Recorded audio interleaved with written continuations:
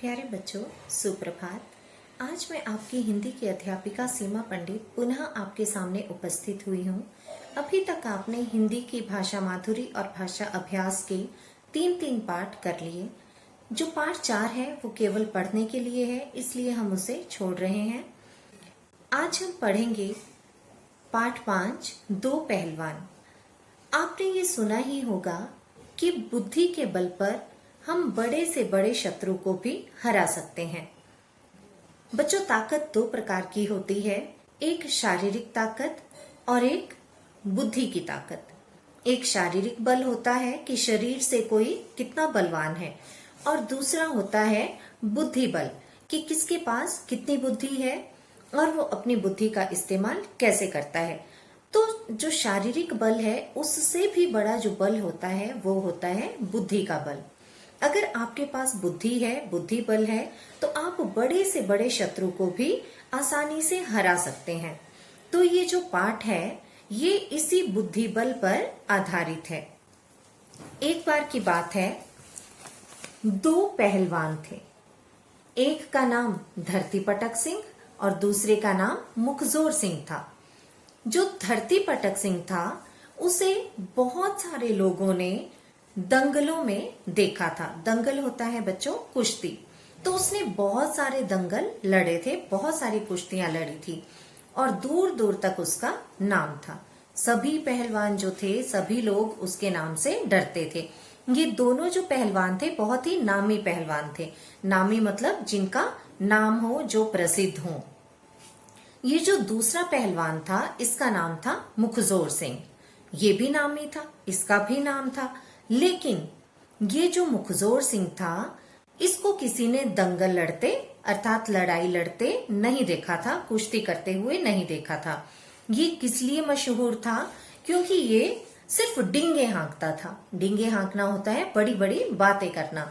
बहुत बड़ी बड़ी बातें करता था और हमेशा कहता था कि मैंने धरती पटक सिंह को बहुत बार हराया है। लेकिन इसको कुश्ती करते तो किसी ने नहीं देखा था। जो धरती पटक सिंह था उसे सबने कुश्ती करते देखा था, और जो धरती पटक सिंह था वो अपने शरीर को बनाए रखने के लिए, ताकतवर बने रहने के लिए घंटों व्यायाम करता था और पौष्टिक भोजन खाता था। पौष्टिक भोजन क्या होता है बच्चों? वो भोजन जिसमें हमारे शरीर के लिए सभी जरूरी खनिज पदार्थ और विटामिन इत्यादि हो। आपकी मम्मा भी आपको पौष्टिक भोजन बनाकर खिलाते हैं ना, और कहते भी होंगे कि ये शरीर के लिए जरूरी है, इससे आपकी ग्रोथ होगी, विकास होगा, है ना। तो ऐसा पदार्थ, ऐसा भोजन जिसमें आपके शारीरिक विकास के लिए सभी जरूरी पदार्थ, विटामिन, खनिज पदार्थ इत्यादि सम्मिलित हो, उसे क्या कहते हैं? पौष्टिक भोजन। तो ऐसा ही पौष्टिक भोजन जो है वो कौन खाता था? धरती पटक सिंह। और घंटों व्यायाम करता था। किस लिए?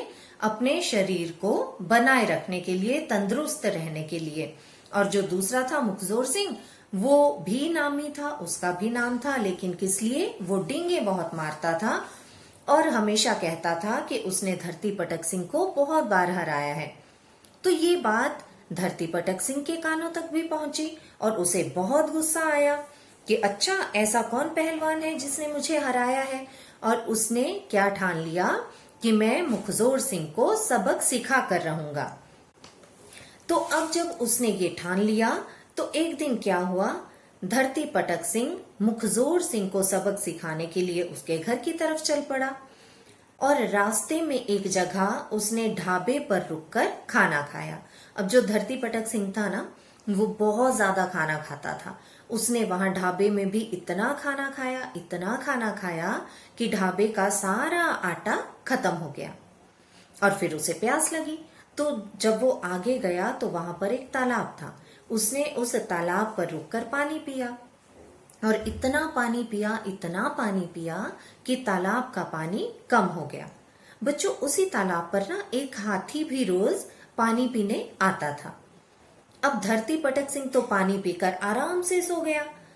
लेकिन जब वो हाथी पानी पीने आया तो उसने क्या देखा कि तालाब में पानी जो था बहुत कम रह गया था। ये देखकर हाथी को बहुत गुस्सा आया और वो जोर से चिंघाड़ा।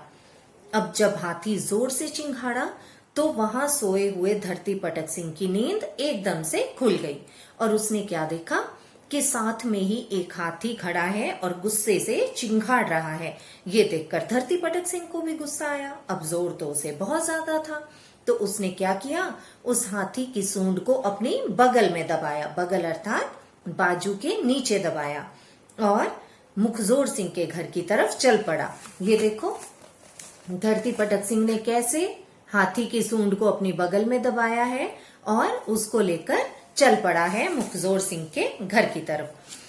अब जब वो मुखजोर सिंह के घर पहुंचा तो वहां जाकर जोर से चिल्लाया। कौन चिल्लाया? धरती पटक सिंह, कि मुखजोर सिंह कहाँ छिपा है मेरे डर से? हिम्मत है तो बाहर आ और मुझसे मुकाबला कर।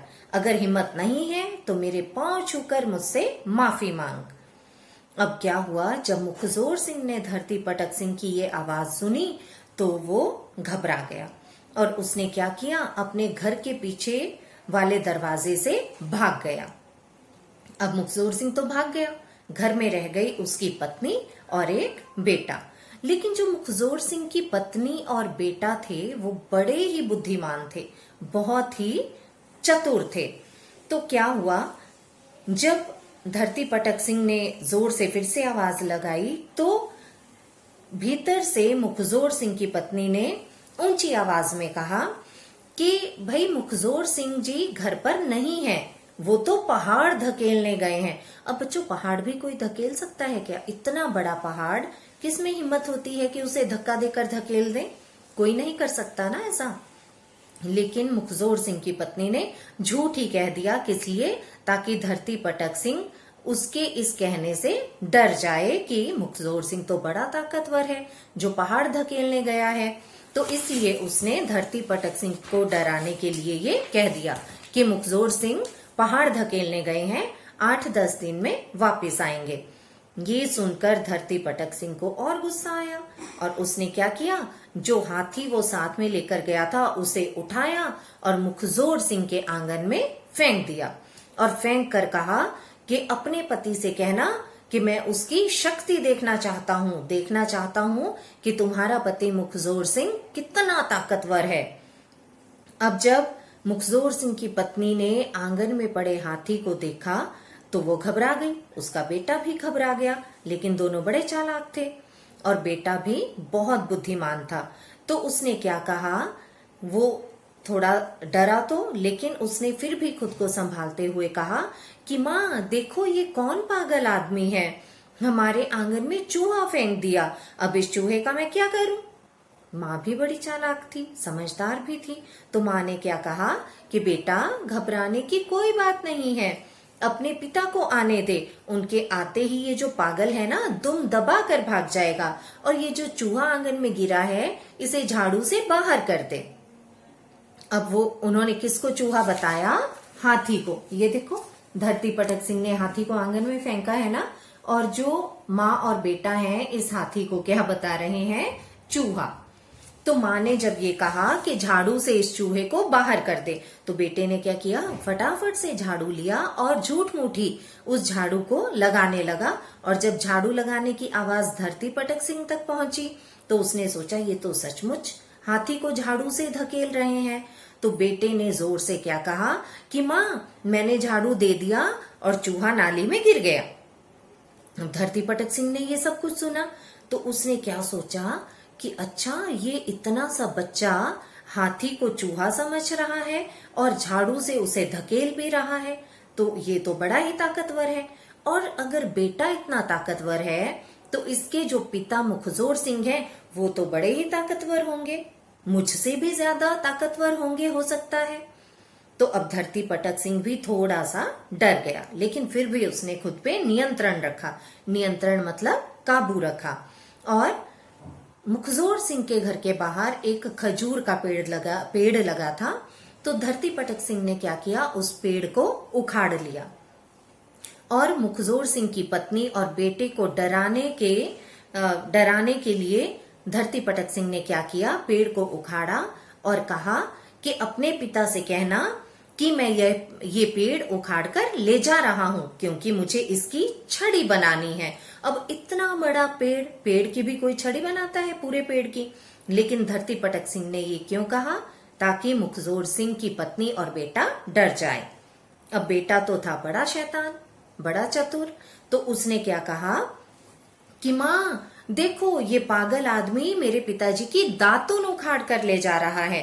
कितना चालाक था मुखजोर सिंह का बेटा, उसने पेड़ को क्या बताया? दातुन। अब ये सुनकर तो धरती पटक सिंह की आंखें फटी की फटी रह गई। आंखें फटी की फटी रह जाना का अर्थ होता है बेटा, ये एक मुहावरा है, इसका अर्थ है हैरान होना। और धरती पटक सिंह क्या हो गया? हैरान हो गया ये सुनकर कि मुखजोर सिंह का बेटा जो है वो खजूर के पेड़ को क्या बता रहा है? दातुन बता रहा है। अब उसे विश्वास हो गया कि अब तो मुखजोर सिंह से कुश्ती लड़ने पर हो सकता है कि मुझे हार का सामना करना पड़े या मुझे हारना पड़े। ये सोचकर धरती पटक सिंह वहां से भाग गया। अब जब धरती पटक सिंह चला गया तो कुछ देर के बाद मुखजोर सिंह वापस आ गया। और जब वो वापस आया तो उसने अपने बेटे से पूछा कि धरती पटक सिंह कहाँ है? कहाँ है वो गप्पी? गप्पी मतलब जो खूब बातें करता है, बढ़ा चढ़ाकर बातें बनाने वाले को गप्पी कहते हैं। तो मुखजोर सिंह ने जब ये पूछा तो बेटे ने कहा कि पिताजी वो तो हमारा खजूर का पेड़ उखाड़कर भाग गया। तो मुखजोर सिंह को गुस्सा आ गया और उसने बेटे से कहा कि तुमने तो मेरा नाम डुबो दिया। नाम डुबोना का अर्थ होता है बेटा नाम खराब करना, नाम खराब करना या इज्जत को मिट्टी में मिला देना। तो मुखजोर सिंह ने क्या कहा कि तुमने उसे पेड़ उखाड़ने दिया, तुमने उसे करारा जवाब क्यों नहीं दिया? ठहर जाओ, तुम क्या एक जवाब भी नहीं दे सकते थे धरती पटक सिंह को? तो मैं तुम्हें, अब मुखजोर सिंह को गुस्सा आया तो उसने ये सब कह दिया कि अब मैं तुम्हें नदी में फेंक कर आऊंगा। और उसने क्या किया? अपने बेटे को कंधे पर उठाया और नदी की तरफ बढ़ गया। उसने सोचा कि रास्ते में बेटा डर जाएगा और मुझसे माफी मांगेगा कि पिताजी मुझे माफ कर दीजिए। ये देखो धरती पटक जो मुखजोर सिंह है वो अपने बेटे को पीठ पर उठाकर कहाँ ले जा रहा है? नदी की तरफ। लेकिन जब वो नदी की तरफ चलने लगा तब भी बेटा नहीं डरा। मुखजोर सिंह सोचता रहा कि ये अब माफी मांगेगा, अब माफी मांगेगा, लेकिन जो बेटा था वो आराम से कंधे पर बैठा रहा। अब मुखजोर सिंह ने कहा देखो नदी नजदीक ही है। और बेटे ने भी कह दिया कि हाँ हाँ पिताजी, मुझे नदी की लहरें दिखाई दे रही हैं। अब मुखजोर सिंह को पता चल गया कि बेटा तो डरने वाला नहीं है। उसने क्या किया? बेटे को कंधे से उतारा और पूछा कि अच्छा मुझे एक बात तो बता, तूने धरती पटक सिंह से कुछ कहा तो था या नहीं?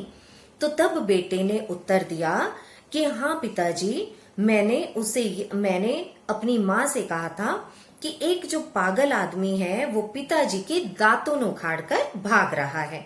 दातुन क्या? खजूर का पेड़। जब धरती पटक सिंह ने खजूर का पेड़ उखाड़ा था ना, तो उसी पेड़ को बेटे ने क्या बताया था कि ये तो मेरे पिताजी की अर्थात मुखजोर सिंह की दातुन है।